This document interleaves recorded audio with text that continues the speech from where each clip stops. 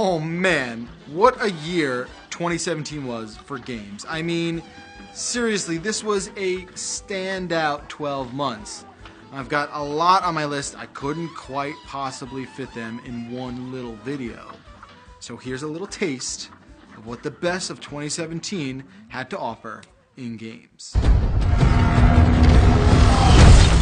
Horizon Zero Dawn blew me away with its unique storyline and engrossing world far off in the future where robotic animals rule the earth. The long-awaited 1930s cartoon-inspired platformer Cuphead is a gorgeous game that absolutely nailed its throwback style better than anything I've ever played. It's as challenging as it was impossible to look away from, and easily one of 2017's best. The Legend of Zelda Breath of the Wild might just be the best Zelda game ever made, not to mention perhaps the best launch title Nintendo has ever offered as well. If you own a Switch, odds are you play this one, so you know. We, the free people of the Resistance, asked you to become one of us. Wolfenstein 2: The New Colossus had a lot to live up to considering its predecessor successfully rebooted the first-person shooter back in 2014. Wolf 2 redefined over the top with a brutal telling of a dystopian alternate past where the Nazis have taken over all aspects of American life. 2017 received the best Resident Evil game in over a decade.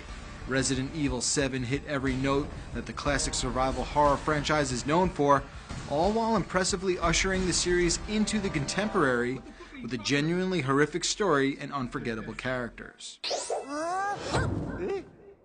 Speaking of best ever, Super Mario Odyssey is definitely a contender for the best Mario game ever.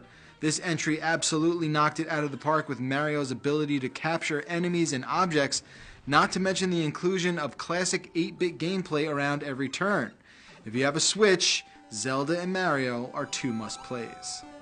And the last game I'll feature here is a short, narratively driven game called What Remains of Edith Finch that quite honestly left me an emotional wreck.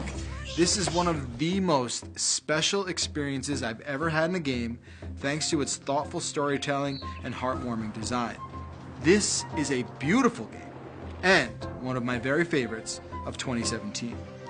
Now I know what you're thinking, how did 2017 do it? I don't know, but it made my life a lot better. To see all the games that made my final list, and there are a lot, head over to cnet.com, and then, as you do, complain to me on Twitter. I'll see you next time.